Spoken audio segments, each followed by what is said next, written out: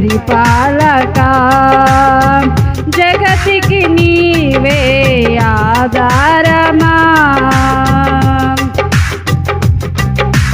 మహారాజుగా నా తోడువై నిలిచావు ప్రతి స్థలమునా నా భారము నీవు మోయగా సులువాయే నా పయనము మహారాజుగా నా తోడువై నిలిచావు ప్రతి స్థలమునా నా భారము నీవు మోయగా సులువాయే నా పయనము నీ దయచేతనే కలిగిన క్షేమము ఎన్నడు నన్ను వీడదే నీ దయచేతనే కలిగిన క్షేమము ఎన్నడు నన్ను వీడదే నీ సన్నిధిలో పొందిన మేలు తరగని సౌభాగ్యమే నీ సన్నిధిలో పొందిన మేలు తరగని సౌభాగ్యమే యేసయ్యా యేసయ్యా నీ కృప చాలయ్యా యేసయ్యా యేసయ్యా నీ ప్రేమే చాలయ్యా. క్రీస్తునందు ప్రియ దేవుని బిడ్డలారా, కొన్ని నిమిషాలు క్లుప్త వర్తమానాన్ని మీతో నేను పంచుకుంటాను. దయచేసి ఒక్కరు కూడా లోనకి బయటికి తిరగబాకండి, వాక్యానికి ఆటంకంగా మారబాకండి. 6 లక్షలు ఇక మనం ఉన్నాం అని చెప్పానని ఇంకా బలమై దేనికంటే జలముల ఘోషల కంటే వాటర్ ఫాల్స్ ఇల్లు చేతులు పైకి ఎత్తండి. వాటర్ ఫాల్స్ చూసారా? ఇంకా పెద్ద విస్తారమైన కాలువ దగ్గరికి వెళ్ళారనుకోండి, అక్కడ ఇంకా శబ్దం అనేటువంటిది భీకరముగా వినపడతా ఉండిద్ది. భీకర ఆకాశం ముందున్నటువంటి దేవుడు బలిష్ఠుడుగా ఉన్నారు. దేవునికి స్తోత్రం చెప్పండి. హల్లెలూయా. నేను ఈ మాట చదివినప్పుడు నాకు ఒక మాట మీకు నేను చెబుతాను. ఆ డ్యాము పొంగేటప్పుడు అర్థమవుతుందా? ఆ డ్యాము ఎంత వాటికి వినపడిద్దయా అంటే ఆ రోడ్డు మీద పోయేదాకే వినపడింది. ఆ ఘోష ఆ దగ్గరలో ఒక బ్రిడ్జి కట్టారు కదా, దాని మీద అక్కడ దాకే వినపడి. సముద్ర తరంగముల ఘోష ఎంత వాటికి వినపడిద్దయా అంటే అది కూడా కొంత మట్టుకే వినపడిద్ది. మీరు కాకినాడ వెళ్ళినా, మచిలీపట్నం వెళ్ళినా, ఈ పోర్ట్ ఏరియాలకి ఎక్కడికి వెళ్ళినా మీకు అది అర్థమైంది. అయితే దేవుడు ఆ ఘోష ఉరుము, ఆ శబ్దం ఈ జలముల ఘోషల కంటే ఈ సముద్రం, అందుకే అంటాడు హల్లెలూయా. సరి ఇశ్రాయేలు మన వల్ల కాదు అని చెప్పానని మనకి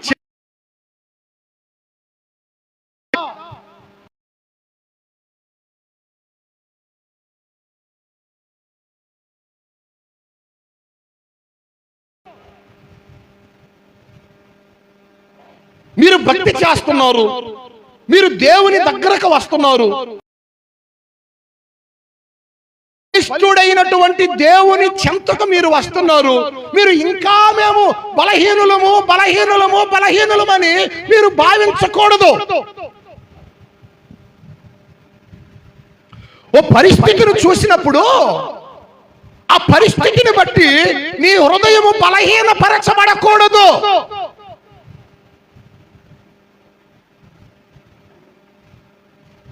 నేను ఎప్పుడు అంటా ఉంటాను ఒక మాట, కొండ విరిగి మీ మీద పడతా.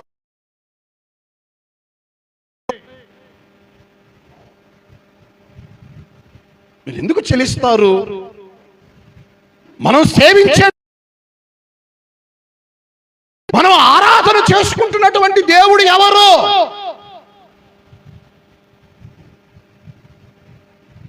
మీకు ఒక మాట చెప్పనా?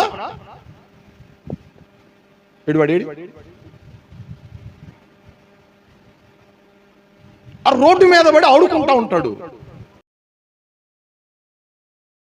ఉంటాయి, కోతులు వస్తూ ఉంటాయి, కుక్కలు వస్తూ ఉంటాయి, ఏమండి ఉవ్వెత్తున బండ్లు ఎగసి వస్తూ ఉంటాయి. ఈ కోతులు లేకపోతే ఈ కుక్కలు, ఈ ఆవులు ఇవన్నీ వచ్చేటప్పుడు భయపడి కాస్త పరిగెత్తుతా నా దగ్గరకు వస్తాడు. నేనేం చేస్తానయ్యా అంటే వాడికి ఎదురు వెళ్ళి వాడిని గట్టిగా కౌగిలించుకొని వాడిని వాటేసుకొని పైకెత్తుకుంటా. ఆ ఆవు అక్కడే ఉండిద్ది, ఆ కుక్క అక్కడే ఉండిద్ది, ఏమండి ఆ కోతి అక్కడే ఉండిద్ది.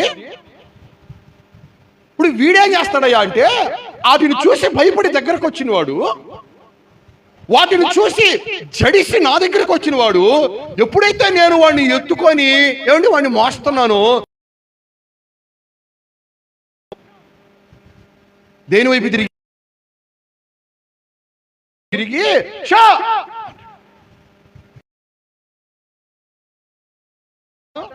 దానిని చూసే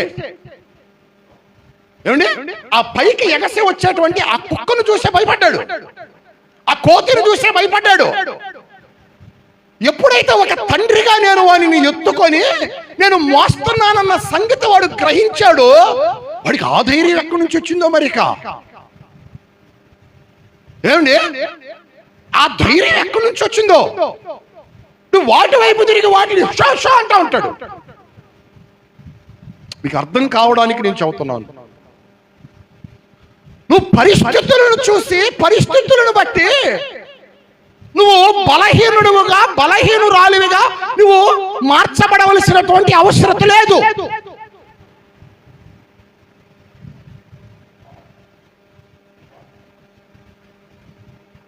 నీ వ్యాధిని బట్టో, నీ రోగాన్ని బట్టో, లేదా నీ రుగ్మతను బట్టో, నీ చుట్టూ ఉన్నటువంటి వాతావరణాలను బట్టో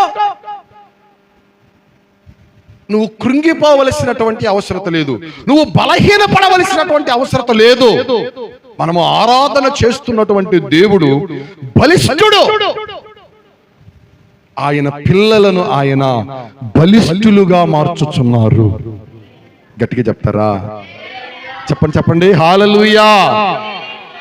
ఆదికాండము 25వ అధ్యాయము 23వ వచనం. ఆదికాండము 25వ అధ్యాయము 23వ వచనము.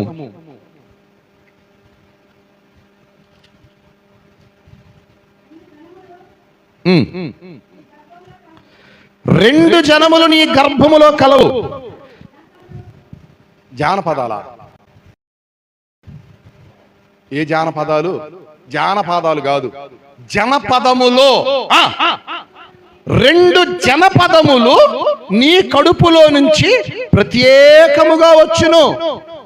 ఒక జనపదము కంటే ఒక జనపదము బలిష్టముగా ఉండిద్ది. ఏమండి ఇస్సాకు భార్య అయినటువంటి రిబ్కా పిల్లలు కలగలేదు. 40 సంవత్సరాలప్పుడు ఏమండి వివాహం చేసుకున్నాడు, పిల్లలు కలగలేదు. ప్రార్థన చేశాడు భర్త, గర్భం తెరవబడింది. కాస్త ఇబ్బందికరంగా ఉంది. దేవుణ్ణి అడుగుతా ఉంది రిబ్కా, ఏమిటి నాయనా, ఏం జరుగుతుందో లోపల నాకేం అర్థం కావటం లేదు. నా వైపు చూడండి, మంచి మాట. ఇప్పుడు గర్భం వచ్చిన తర్వాత సహజంగా మనం ఎవరిని అడుగుతాం? డాక్టర్లు అడుగుతాం. డాక్టర్లు ఎవరు అడుగుతారు? నేనేమి చెప్పలేనమ్మా, ఇప్పుడు స్కానింగ్ రావాలి. ఏమి రావాలి? స్కానింగ్ రావాలి. అది రాకుండా నేనేం మాట్లాడలేను అంటారు. ఇప్పుడు ఇప్పుడు శారా ఎవరిని అడిగిందో తెలుసా? దేవుణ్ణి అడుగుతుంది. నా లోపల ఏదో జరుగుతుంది. ఏం జరుగుతుంది?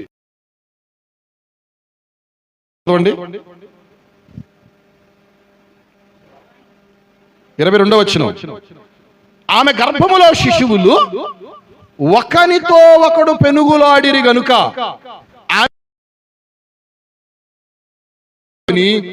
ఈ విషయమై యెహోవాను అడుగ వెళ్ళెను. ఏ విషయం? అన్నదమ్ముల మధ్య ఏమండి లోపల ఏం జరుగుతుంది వీడికి అర్థం కావటం లేదు అని దేవుణ్ణి అడుగుతాం. ఇప్పుడు ఆయన అంటాడు,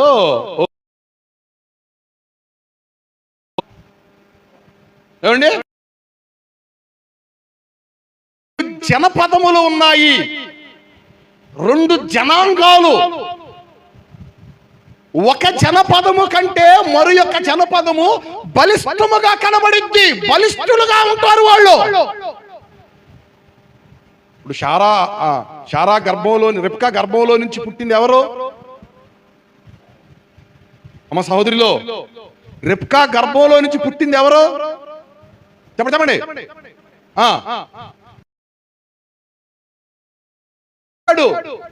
యాకోబు ఇశ్రాయేలీల జనాంగంగా మార్చబడింది.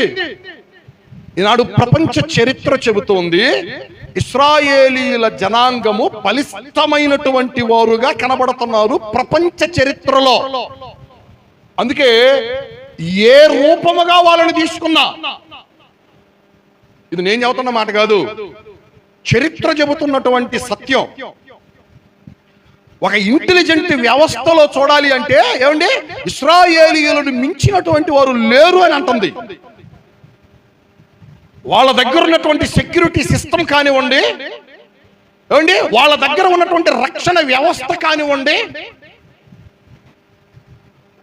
ఆఖరికి వాళ్ళ యొక్క ఏమండి వ్యవసాయ రంగపు టెక్నాలజీ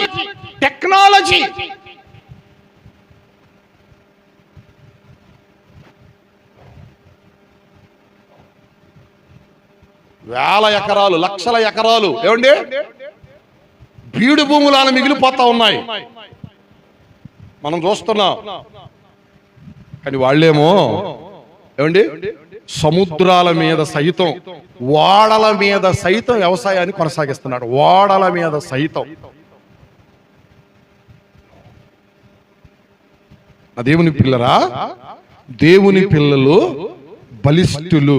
దేవునికి స్తోత్రం కలుగును గాక. గట్టిగా చెప్పండి హల్లెలూయా. చెప్పాలి హల్లెలూయా. మరొక మాటను నేను మీకు జ్ఞాపకం చేస్తాను, ఆ మాట కూడా మీరు చదవండి. దానియేలు గ్రంథము 3వ అధ్యాయము. దానియేలు గ్రంథం 3వ అధ్యాయం 20వ వచనం.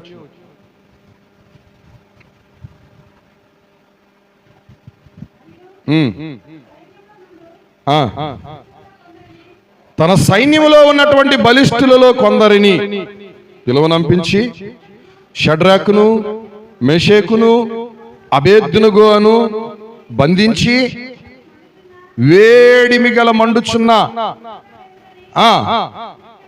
అగ్నిగుండంలో వేయండి అని చెప్పానని రాజుగారు ఏం చేస్తున్నారయ్యా అంటే దానియేలును బట్టి, షడ్రాకును బట్టి, మెషేకును బట్టి ఆజ్ఞ ఇస్తున్నారంట. బలమైన వాళ్ళని పిలిచి అగ్నిగుండంలో వేయండి వీళ్ళని అని చెప్పానని. ఏమండి ఇప్పుడు షడ్రాకు, మెషేకు, అబేద్నెగో అనేటువంటి వారు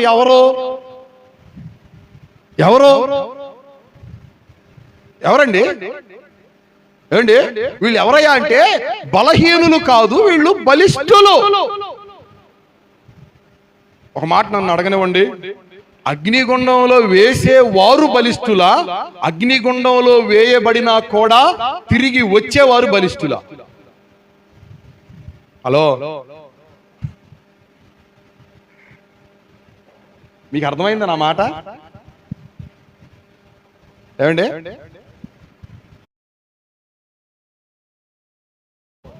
వేసేవారు, ఆ సైనికులు, ఆ భటులు, వాళ్ళు బలిష్ఠులా?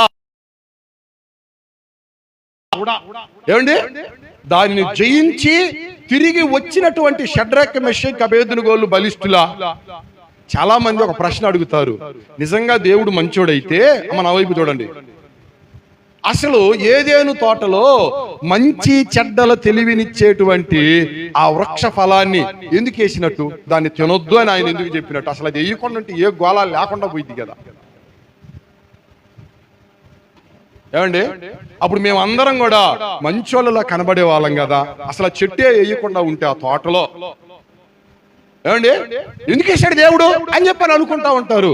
నీ మంచితనం కనబడాలి అంటే నిరూపితం కావాలి. ప్రైజ్ ది లార్డ్, హల్లెలూయా. ఏం కావాలి? ఏం కావాలి? నీ మంచితనము కనబడాలి అంటే నిరూపితం కావాలి, నిరూపించబడాలి. ఏమండి, నువ్వు మంచి స్కిల్లుడు పర్సన్ అని ఎట్లా తెలిసిద్ది? పరీక్షలు పెడితే, పరీక్షల్లో రాస్తే నీ దగ్గర ఉన్న సరుకు ఏంటో, టాలెంట్ ఏంటో, నీ దగ్గర ఉన్నటువంటి స్కిల్స్ ఏమండి, ఇది స్కిల్లుడు, ఇది చాలా మేలేదు ఎలా తెలిసిద్ది? అగ్ని పరీక్ష గుండా వెళ్ళాలి అంటారు. ఆ దేవుని పిల్లరా, మీరు బలిష్ఠులు, మీరు బలిష్ఠులు. ఏ శోధన కూడా, ఏ సమస్య కూడా, ఏ ప్రతికూల వాతావరణం కూడా ఏమండి మీ ఎదుట ఎంత బలమైనటువంటిదిగా కనపడేదైనా సరే దానిని ఎదిరించి జయించగలిగినటువంటి బలిష్ఠులు మీరు. గట్టిగా చెప్పండి. బలిష్ఠుడైనటువంటి దేవుని సన్నిధిలో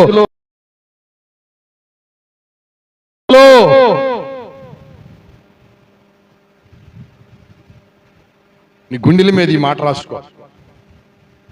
వాడొత్తాడు నా దగ్గరికి వచ్చినట్టు. ఎవడాడు? అపవాది. ఏమండి, ఇది పట్టుకోక ముందు నా దగ్గరికి వచ్చాడాడు. నా దగ్గర ఉన్న బలం ఉందా నీ దగ్గర? చూడు నా దగ్గర ఎంత బలం ఉందని చెప్పానని ఇప్పుడు గట్టిగా నన్ను వాటేసుకుంటుండో, గట్టిగా పట్టుకుంటున్నా. చూడు నా బలం అని చెప్పానని. నేనంటున్నాను, నా వల్ల కాదు బాబు, నా దగ్గర ఆ బలం లేదు నాయన అని నేనంటున్నాను. అయితే నిన్ను తీసుకుని వెళ్ళిపోతా, నా బలంతో నిన్ను తీసుకుని వెళ్ళిపోతా అని చెప్పానని వాడు నాకు బోధిస్తున్నాడు.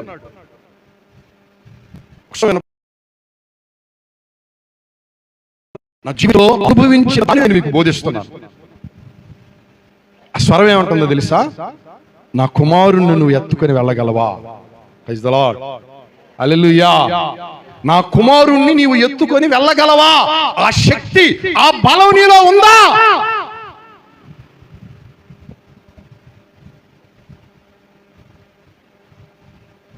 అంటే ఎప్పుడో 2005వ సంవత్సరంలో సంగతులు, 2005 అంటే 20 ఏళ్ల క్రితం సంగతులు, 20 ఏళ్ల క్రితం సంగతులు.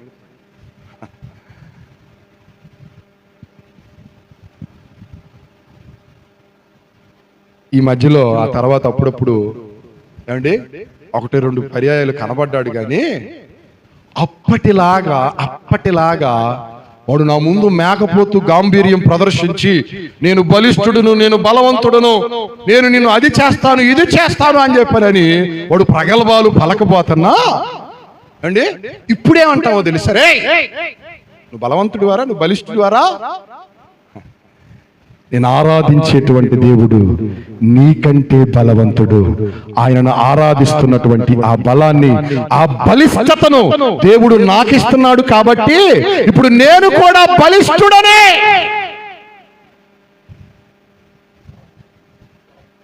రా, ఏ రూపంలో వస్తావు నువ్వు రా.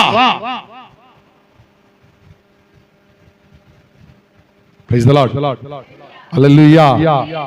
మీరెవరు చెప్పలా? మీరెవరు?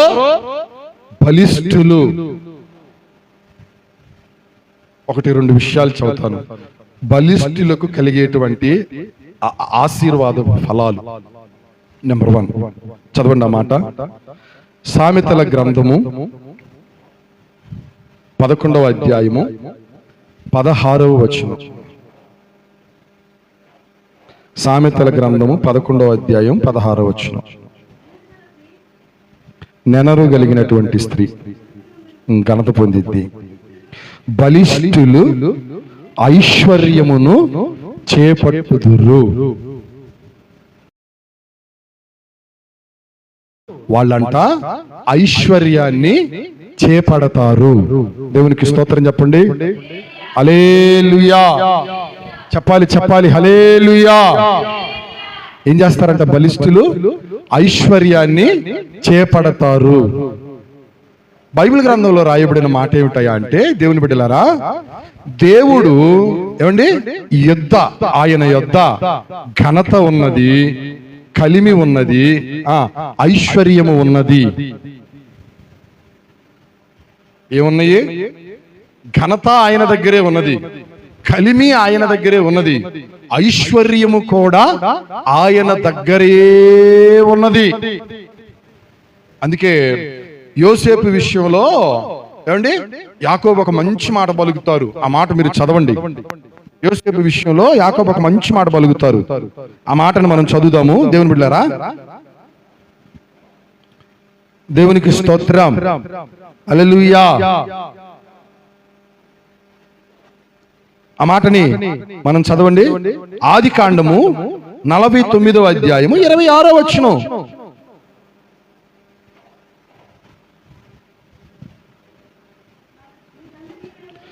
నీ తండ్రి దీవెనలు నా పూర్వీకుల దీవెనలు పైని చిరకాల పర్వతముల కంటే హెచ్చుగా ప్రబలమవుతాయి. యోసేపు తల మీదను తన సహోదరుల నుండి వేరుపరచబడిన వాని నడినెత్తి మీదను అవి ఉంటాయి అంటున్నాడు. ఏమండి? యాకోబు అంటాడు, మా పూర్వీకుల దీవెనలు మాకు ఆ దీవెనల కంటే కూడా నీకు జన్మనిచ్చినటువంటి నేను ఈ దీవెనలు, ఆ దీవెనలు, ఈ దీవెనలు హెచ్చుగా ప్రబలమైనటువంటి రీతిగా నీ మీద ఉంటాయి. కాబట్టి ఓ యోసేపు, ఓ యోసేపు, నీవు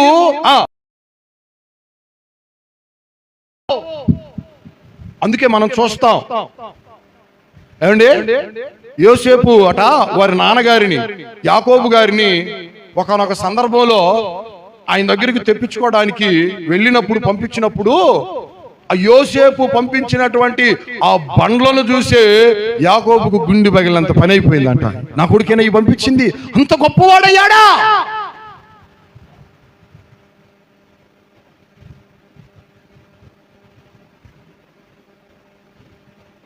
నా దేవుని పిల్లరా, బలిష్ఠులు ఐశ్వర్యాన్ని చేపడతారు, చేపడతారు, చేపడతారు. దేవునికి స్తోత్రం కలుగును గాక. హల్లెలూయా. ఒక మాట మీరు చదవండి. యెషయా గ్రంథము 33వ అధ్యాయము 6వ వచనము. యెషయా గ్రంథము 33వ అధ్యాయము 6వ వచనం.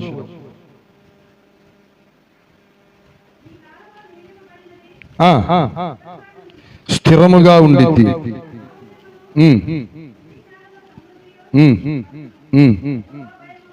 యెహోవా భయము వారికి ఐశ్వర్యము. ఎంత మంచి మాట. దేవుని పిల్లలకు ఒక ఐశ్వర్యం ఏమిటయ్యా అంటే, దేవుని యందు ఉన్నటువంటి భయము ఒక ఐశ్వర్యం. ఒక మాట నన్ను అడగనివ్వండి. నా బ్యాంకు బ్యాలెన్స్ పెరగాలి, నా ఇన్కమ్ పెరగాలి, నా అది పెరగాలి. ఏమండి ఈ మధ్య అంటున్నారు కొంతమంది, నా వైపు చూడండి, మీ అకౌంట్ నెంబరు, మీ ఏంటిదంట, మీ అకౌంట్ నెంబరు మీ మనీగా మార్చబడాలంటే మేము చెప్పినట్టు చేయండి అని అంటున్నారు. మీకు అర్థమైందా నేను చెప్పేది? అర్థమవుతుందా? మీ అకౌంట్ నెంబర్కి ఎన్ని నెంబర్లు ఉంటాయి, ఎన్ని డిజిట్స్ ఉంటాయి?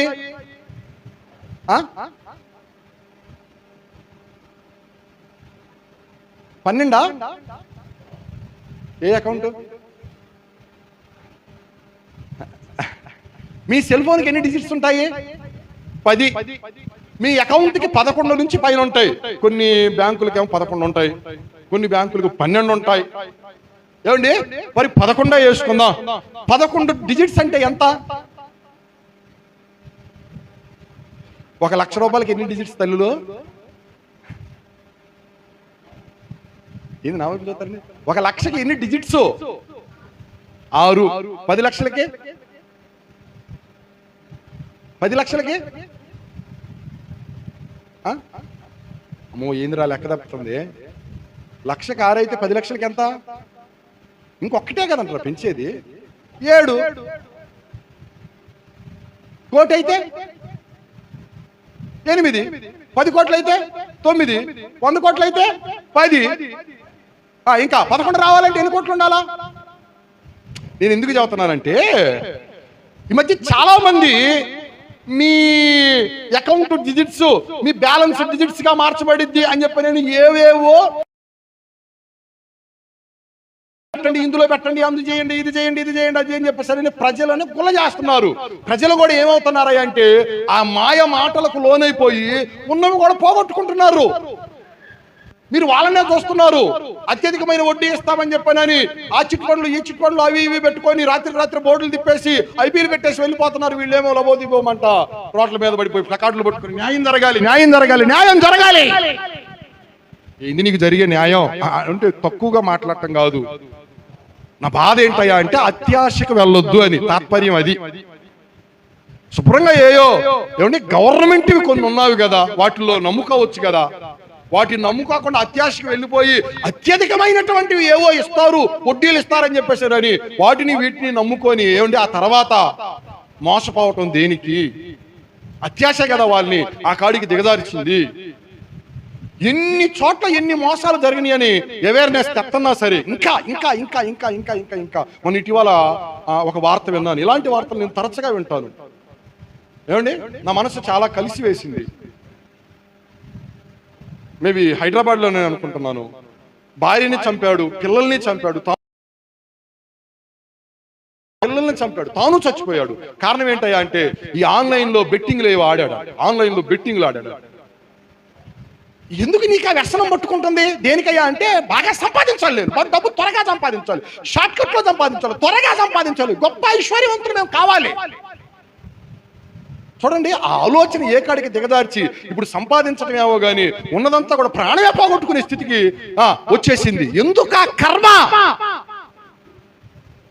కష్టపడు, ఉద్యోగం చేయి, పని చేయి, నీకు వచ్చిన దాంతో తృప్తి పడు.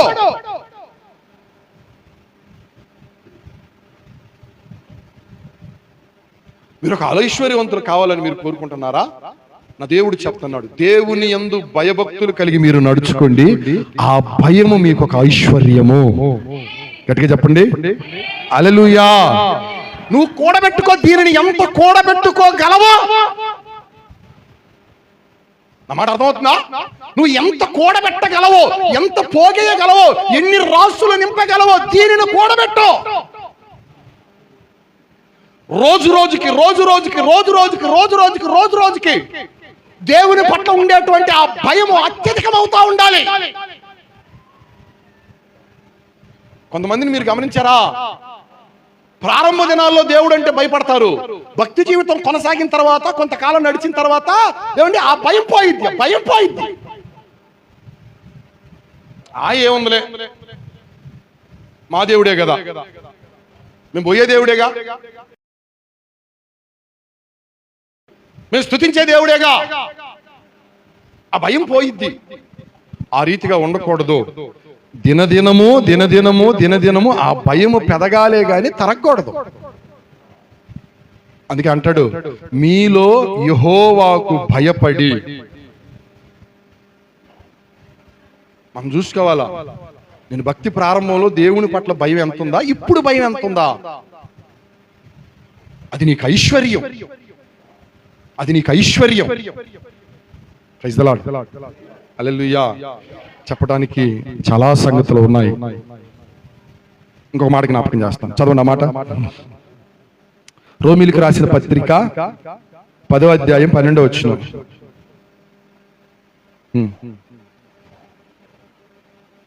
రోమీయులకు రాసిన పత్రిక 10వ అధ్యాయం 12వ వచనం.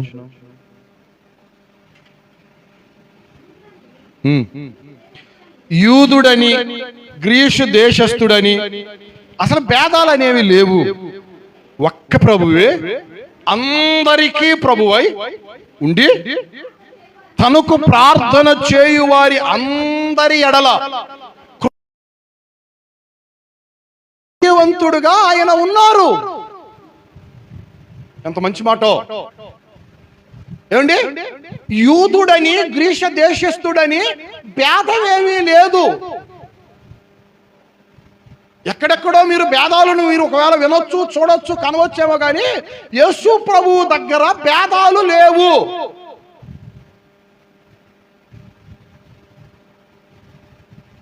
ఎందుకయ్యా అంటే ఆయన అందరికీ ప్రభువు కాబట్టి.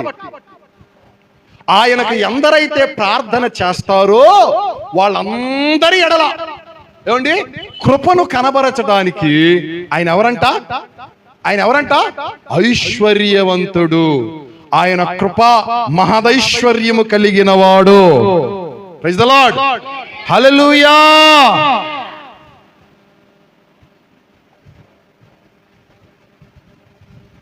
కనుక బలిష్ఠులు ఏం చేపడతారు?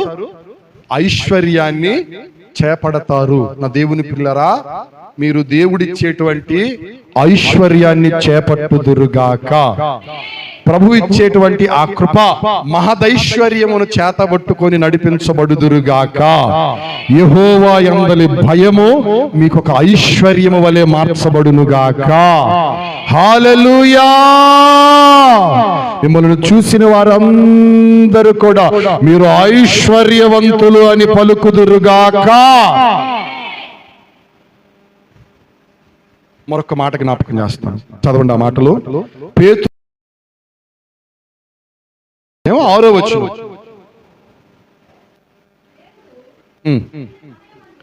దేవుడు తగినటువంటి సమయమునందు మిమ్మును హెచ్చించునట్లుగా ఆయన బలిష్టమైనటువంటి చేతి క్రింద దీన మనస్సు కలిగి మీరు ఉండండి. రెండవ ప్రతిఫలం ఏమిటయా అంటే, ఏమండి, దేవుడు బలిష్ఠుడు కనుక ఆయన పిల్లలను ఆయన హెచ్చిస్తారు. కీర్తనల గ్రంథంలో ఒక మంచి మాట అంటారు. చదవండి ఆ మాటలు. 75వ కీర్తన 6, 7 వచనాలను చదవండి. తూర్పు నుండి అయినను, పడమట నుండి అయినను, అరణ్యములో నుండి అయినను హెచ్చు అనేటువంటిది కలగదు. దేవుడే తీర్పు తీర్చువాడు. ఆయన అది హెచ్చు అనేటువంటిది ఎక్కడెక్కడి నుంచో కలిగిద్దని భావిస్తూ ఉంటారు. తూర్పు నుంచో, పడమరు నుంచో, అరణ్యం నుంచో అసలు హెచ్చు అనేటువంటిది కలగదు.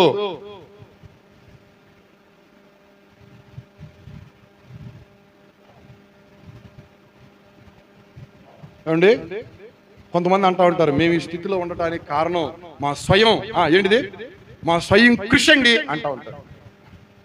అవునా? నీలాగా కృషి చేసే వాళ్ళు చాలా మంది ఉన్నారు లోకంలో. మరి వాళ్ళు కాలేదే ఆ కృషి వల్ల?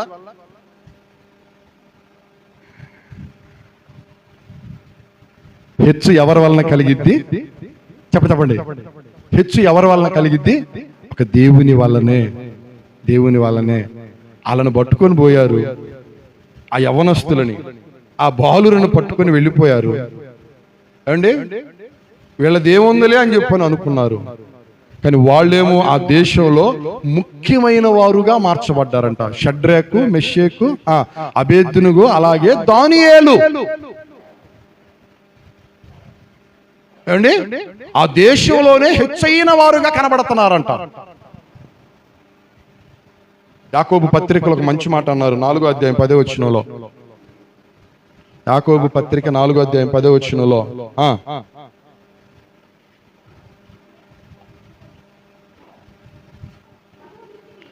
ప్రభువు దృష్టికి మిమ్మల్ని మీరు తగ్గించుకోనండి, అప్పుడు ఆయన మిమ్మల్ని ఏం చేస్తారు? చెప్పండి, ఏం చేస్తారు?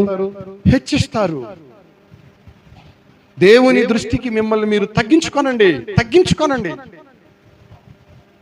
దానియేలు గ్రంథంలో మనం ఒక వ్యక్తిని చూస్తాం కదా. ఏమండి, రాజ్యాన్ని చూసుకున్నాడు. ఇదంతా, ఈ వైభవం, ఈ ఘనత, ఇదంతా నా స్వయం కృషి అని అంటున్నాడు. నా ఘనత కోసం, నా మెప్పు కోసం అని తనను తాను హెచ్చించుకుంటున్నాడు, పోల్చుకుంటున్నాడు. తగ్గించబడ్డాడు.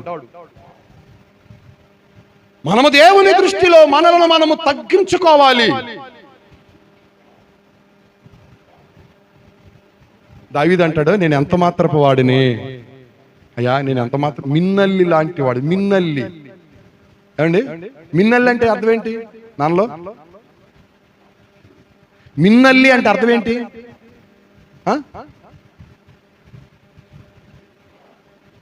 నేను అంతటోడినే కదా. సమూయేలు గ్రంథాలు అయ్యా, ఇంతగా నన్ను హెచ్చిస్తున్నావు, ఇంతగా హెచ్చిస్తున్నావు, నేను ఎంత మాత్రపు వాడను. దేవుని బిడ్డలారా, ఆయన బలిష్ఠుడు, ఆయన చేతి క్రింద మనము అణిగి ఉన్నట్లయితే తగిన కాలమందు ఆయన మనలను ఏం చేస్తాడంట? హెచ్చిస్తాడు. నీ పేరుని హెచ్చిస్తాడు, నీ ఘనతను హెచ్చిస్తాడు, నీ కుటుంబాన్ని హెచ్చిస్తాడు. మీరు హెచ్చైన వారుగా హెచ్చైన స్థలాలలో మీరు నిలవబడతారు. మనం ఏం చేయాలయ్యా అంటే, ఏమండి, ఆయన ఎదుట ఎప్పుడు కూడా దీనులుగా దీనులుగా దీనులుగా దీనులుగా.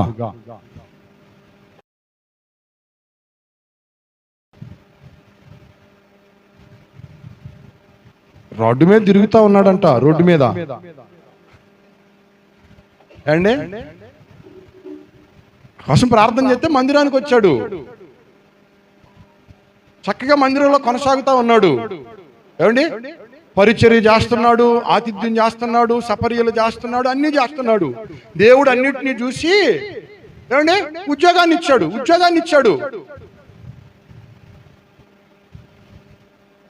టక్కేశాడు, కోటేశాడు, బూటేశాడు. ఇదంతా కూడా దేవుని ఆశీర్వాదమే అని చెప్పని అన్నాడు. ఓ రోజు మందిరానికి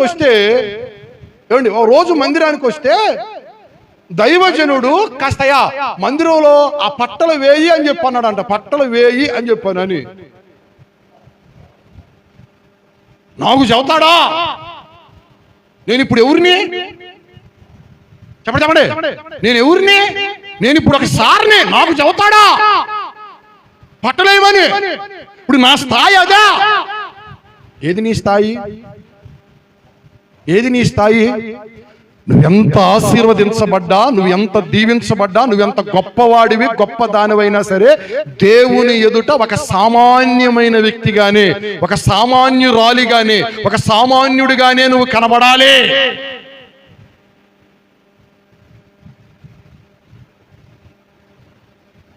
ఏమండి, ఒకరోజు అమెరికా ప్రెసిడెంట్ గారంట ఇలాగే మీటింగులకు వెళ్ళి, ఏమండి, కాస్త ఆలస్యం అయితే వంగి నడుచుకుంటా పోతుండంట. వంగి నడుస్తూ పోతుండంట. ఎవరన్నా రే గునడా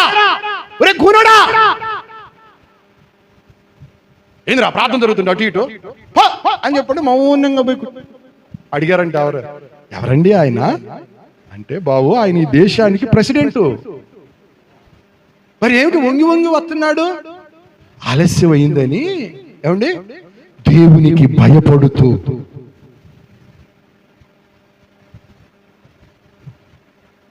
ఎంత బాగుందో చూసారా?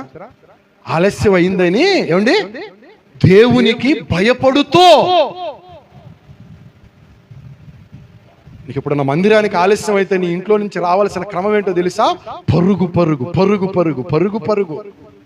ఆలస్యం అయిపోయింది మాకు. Praise the lord.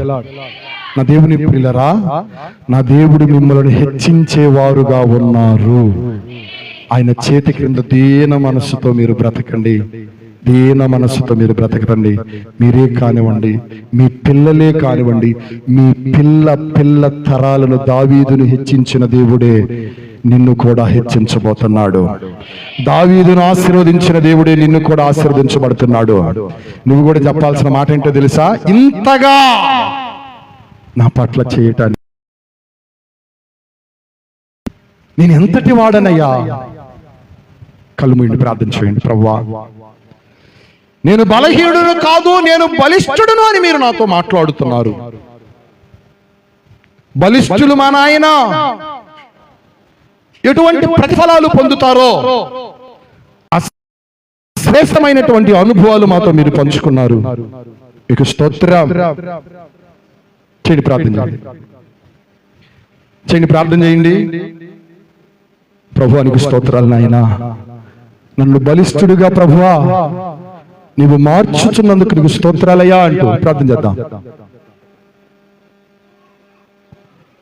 స్త్రీలలో ప్రేరేపణ కలిగిన వారు ఒక్కరు ప్రార్థన